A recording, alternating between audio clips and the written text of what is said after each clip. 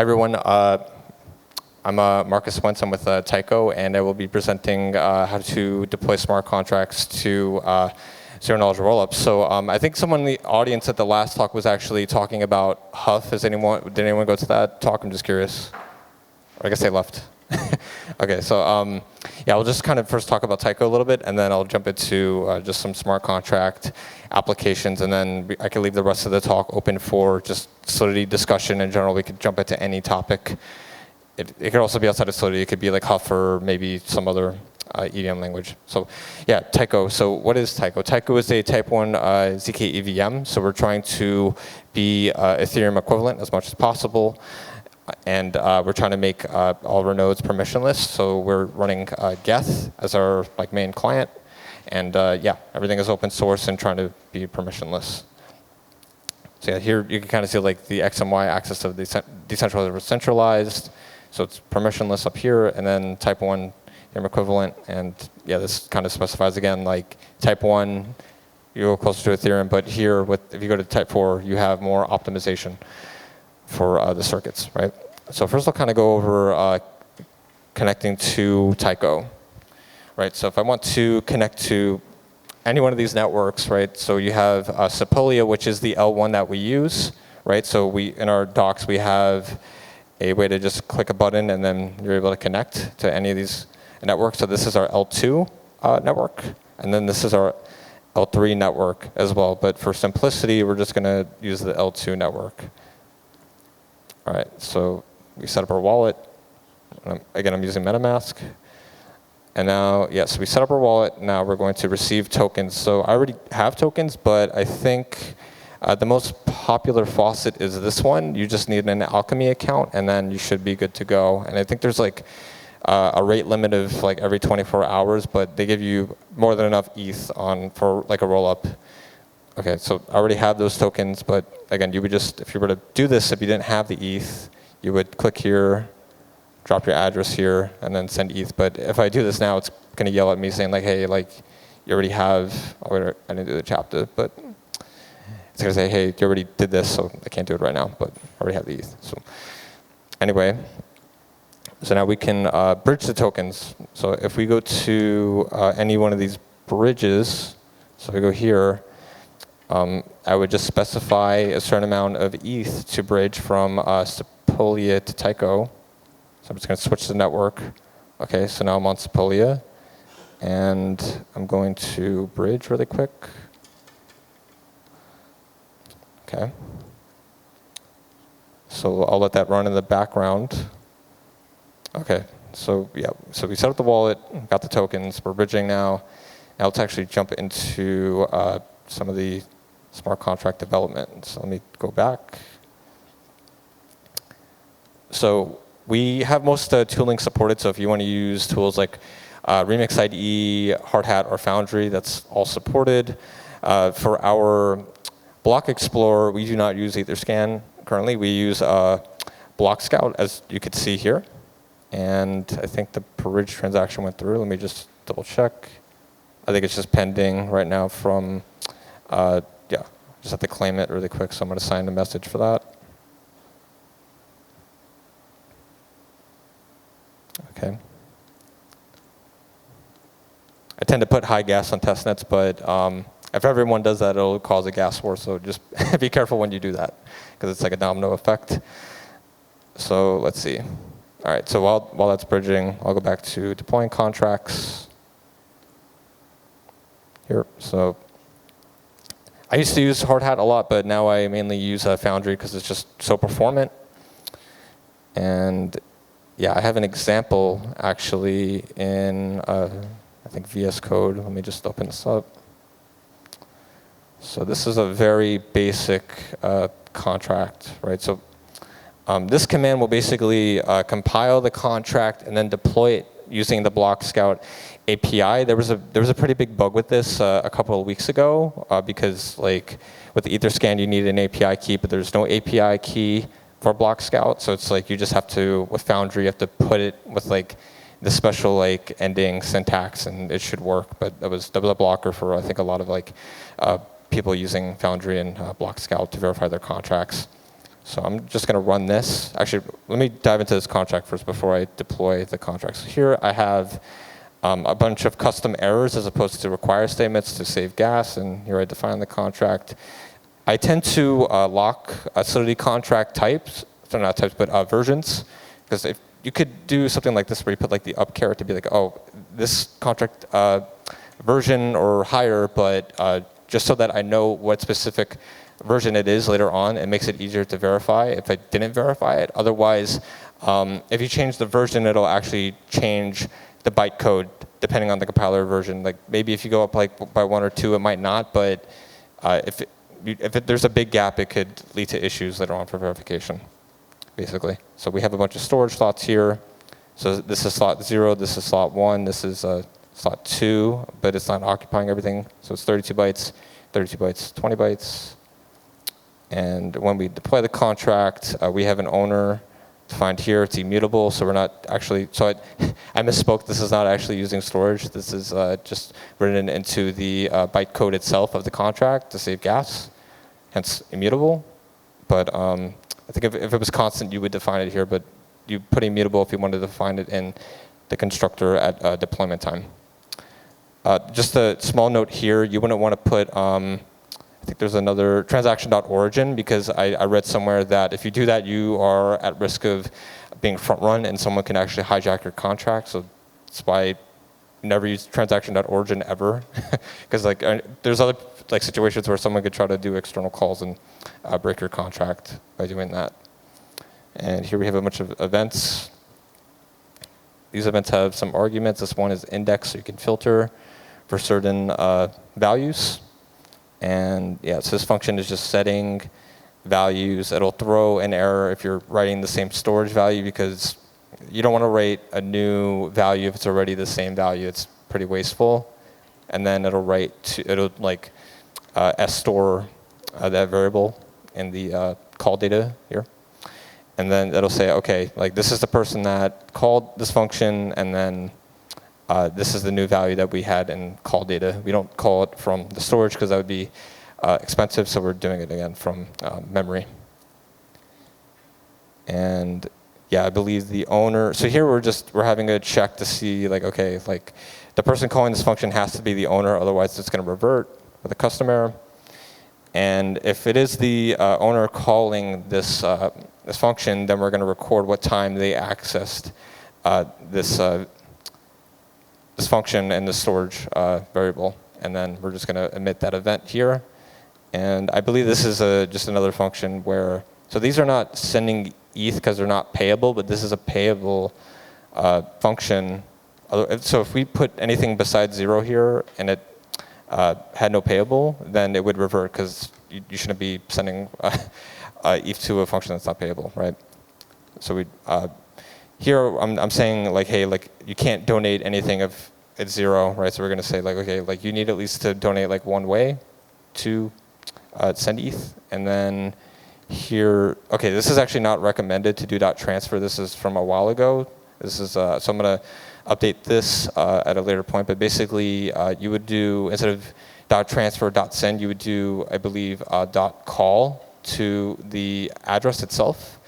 And then you would check the state after to see like, okay, like, hey, like I have sent the Ether in a call by forwarding it with all the gas, and then checking that, and if that isn't true, that the ETH didn't go through, then you would revert. Otherwise, there could be opcode changes in future EIPs and could cause things to break. So I'll update this example later on. I have it on GitHub. And then, yeah, just emit an event if this transaction was successful. So now that I went over this contract, actually, one other thing I wanted to go over really quick is just this is like a test contract as well. I'll just quickly go over this. So we have like a fallback and receive function, just so that like if there's call data or not, we can forward ETH so that we know it's okay to send ETH to it. And yeah, it's just setting up the contract. So we set up a new contract and get the initial states, and making sure that all the revert and non-revert paths are hit, and all the storage values are expected. So yeah, now I'm going to just jump into deploying the contract itself. Okay. So I didn't change the contract, and I've deployed this contract in the past. So what's going to happen with the block scout verifier is it's going to say, hey, I didn't verify this, but I know there's already a contract that exists with the same bytecode, right? So therefore, it's going to be like, I don't need to spend more time doing that, so to speak. So let me go to the block explorer, block scout. We have a new transaction. And let's see, the contract is here. Okay, so the contract is verified, but again, it says the contract is not verified, but it has the same bytecode, right? So what I'm going to do is I'm going to slightly modify this contract to change the bytecode. Okay, so we're going to go to the contract.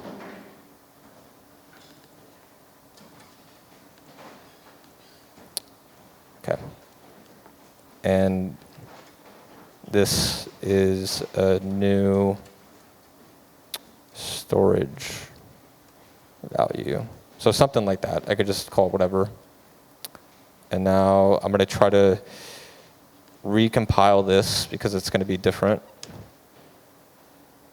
Okay, so the compiler is running. I'll just give it a couple seconds because it has to just be sent through the mempool and then be verified through the block scout explorer. But let's see.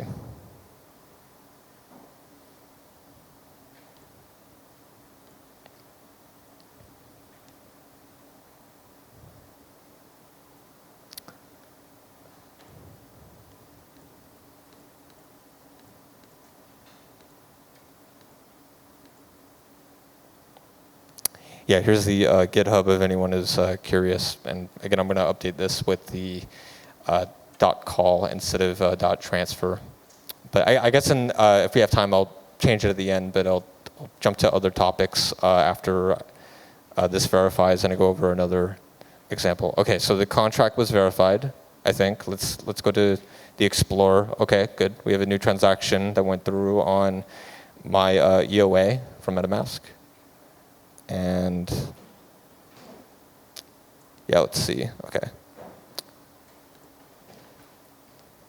Okay, yeah, it went through. So now I'm actually going to do a more complicated example with Socrates on how to show how to deploy a ZK smart contract. So we're using a zero knowledge rollup, and we have like a contract that actually has like some hidden information within it. So this is an example that I kind of created because there was a YouTube tutorial for Socrates that was explained well, but it didn't have like a GitHub link to it. So that's why I made this example.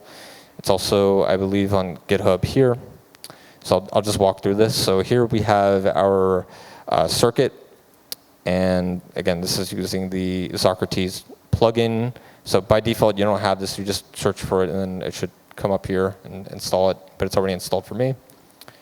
All right, so now I'm going to compile this. Actually, no, wait, before I compile it, let me go through a little deeper. Okay, so we have our circuit.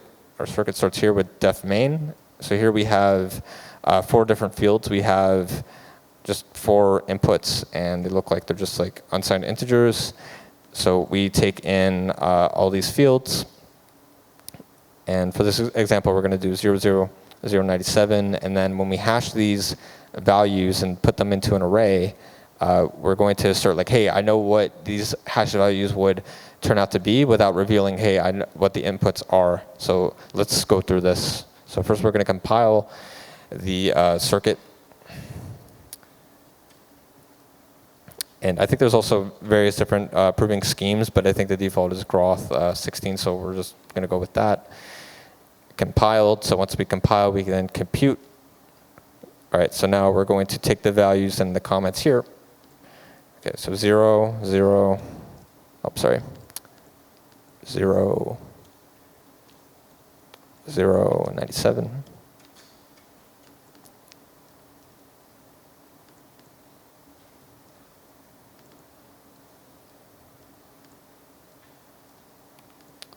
Okay, now it's going to compute.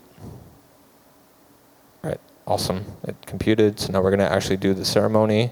That's different. So I think every time you generate this with this setup ceremony, it should produce slightly different byte code for the EVM because of the randomness that's put into it.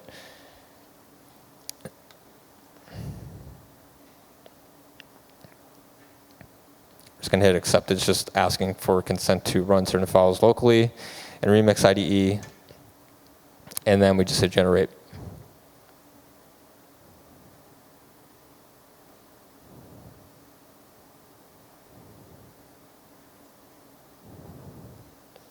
Just going to give consent again. OK, so here's our proof. So it's kind of like a large array that's coupled. So now we're going to actually export the Solidity verifier. Just hit accept. Great. So this is our verifier contract. So I'm going to slightly modify this. OK. And just for simplicity, I'm going to deploy this within Remix IDE. Even though I could run it through Foundry and verify it, I just want to quickly do it because I'm already here. So I'm going to actually I'll deploy it within the Remix IDE virtual machine first to show it works. I tend to do that just for a sanity check, unless it's some type of contract that is dependent on stuff from a forked network, then I would have to probably go to a testnet. Something like Chainlink, you'd probably want to deploy to Sepolia and then be okay, these are the Sepolia addresses because it might vary. Or if you're on a fresh network like this in the Remix IDE environment, those contracts don't exist and you'll just get null data. Okay, so let's grab the proof that we generated here, and then let's see if we get true. If we get true, then it worked. Okay, awesome, we got true. Cool. So now I'm going to deploy it. I already deployed it locally. Let's actually deploy it to Taiko. Okay, so we're going to do injected provider with MetaMask. And because I want to go fast, I'm going to just put in high gas. All right. Then I'm just going to go to my address on Blockscope to see when it goes through. OK, awesome. It went through.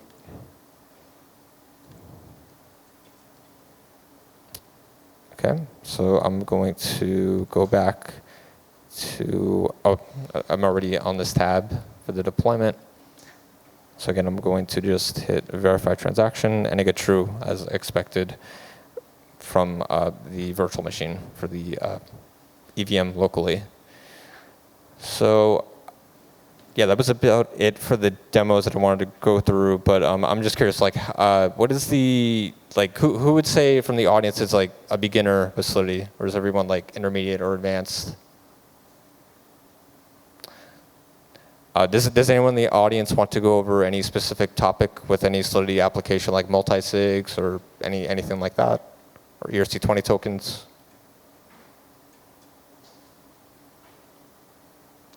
OK, let me see if...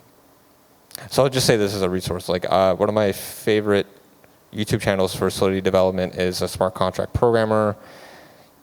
So he goes from really basic to very complicated topics, and he has various playlists for how to do stuff. Or it's Hello World, or you could go to stuff like reentrancy, or just using custom RPC methods to call data that isn't. It's a private storage variable, but in reality it's not private if you know what storage variable it's at. So just various things that new developers want to be aware of that are super helpful. So let's see. Let me actually go to Soulmate really quick, because this is a Solidity repository that I've been using quite a bit.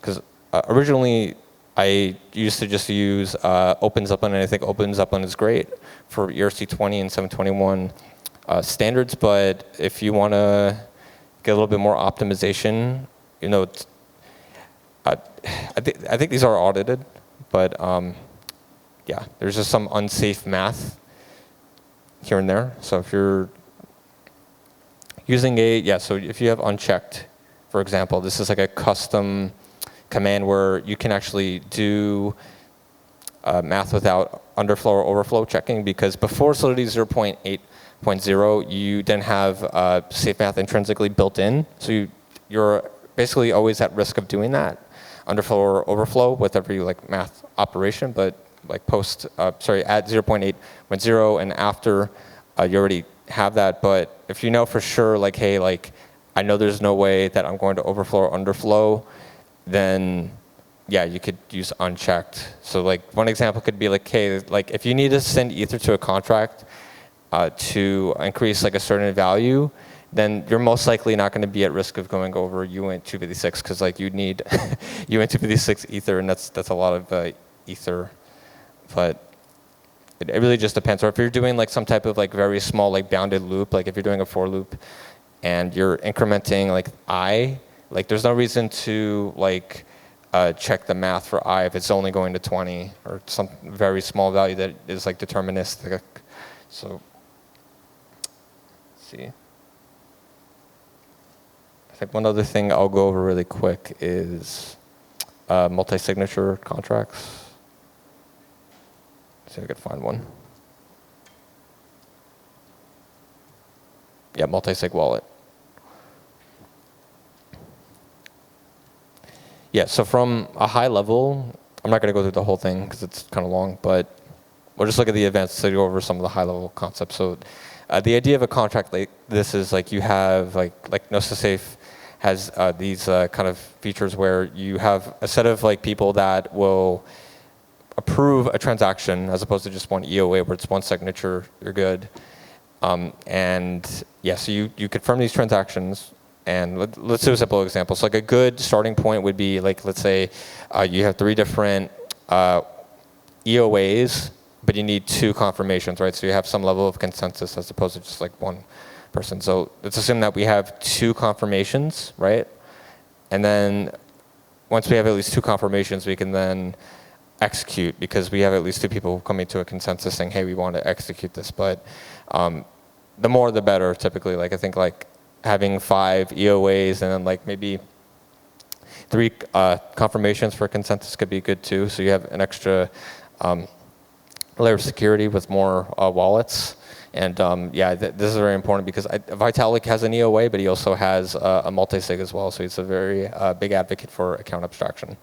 So I think that's about it, unless anyone wants to talk about any Solidity topic or maybe Huff or any other EVM type of topic. Okay, well, I think that should be it. So, thank you.